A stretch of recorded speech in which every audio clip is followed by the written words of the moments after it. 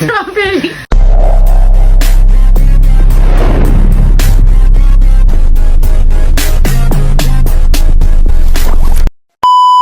Hello guys! So, kakauwi lang namin, galing kami sa Baguio.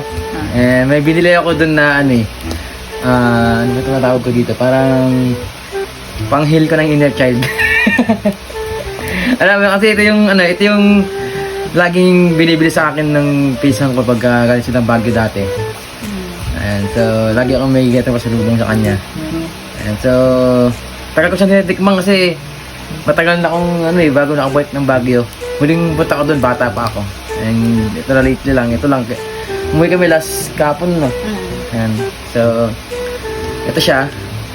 Yan lang yung tinira namin na pasalubong. Ito strawberry, tapos ito lang. Yung iba Ito lang. pinamigay namin lahat. Ito lang yung binili ko doon, na para sa akin.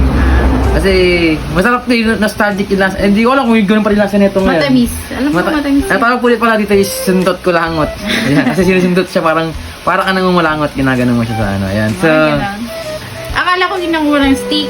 pwede rin. Ito, ginagamit namin dati. Okay, sige na, buksan mo na. Kakain na ako ng strawberry. Shoutout pala kay Michael. Siya yung nagbibigay sa akin dati ng ganito. Yan, pisan ko. And dati, ano lang to. I think 20 pesos. Dati 20 lang yata yung isang ganito. Ngayon, medyo mahal na siya. 85 pesos na siya ngayon, isang ganito. Tikman natin. Asip. Healing my inner child. Ano ito buksan? Ayaw. Buksan.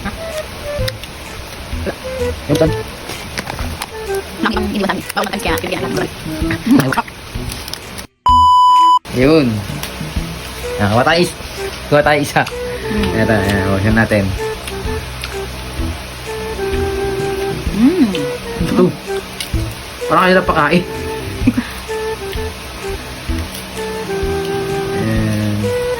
Ang konti lang ang laman yan. Oo, konti lang naman nito. Parang kulangot lang talaga. Mahirap lang siya gawin, ano? Yung effort siguro ng paggawa, kaya siya mahal. Sige. Ito siya yung laman niya siya isa. Sa Baguio, sikat na sikat to eh. Again, isa natin. Ito. Ano siya buksan? Saan ka na ayaw buksan?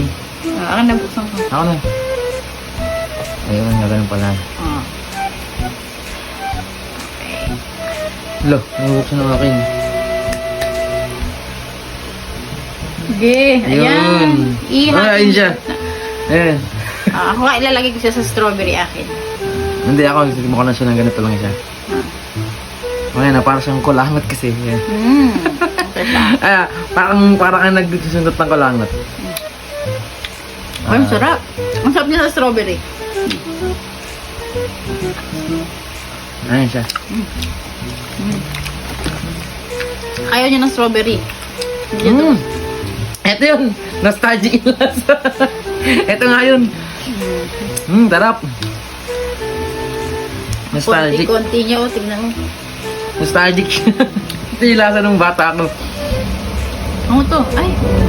Parang siya yung alam mo yung nabibiling Sugar to na ano eh. Hindi, yung nabibili natin yung naka-plastic. Pag yan nabilbok at mo gano'n, tapos bilaan mo gano'n yung plastic.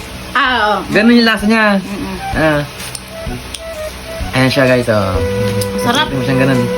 Sinutin mo gano'n, Sundot. Ay. Ayun. Na oras na kami nagmukbang. 2 a.m. Hap. 2 a.m. Nostalgic pero di ka siya pwedeng upakan kasi bawal. Bawal sa akin kasi marami po siya. Pero masarap. Konti lang. Nostalgic yung lasa niya. Konti lang. So, yun lang.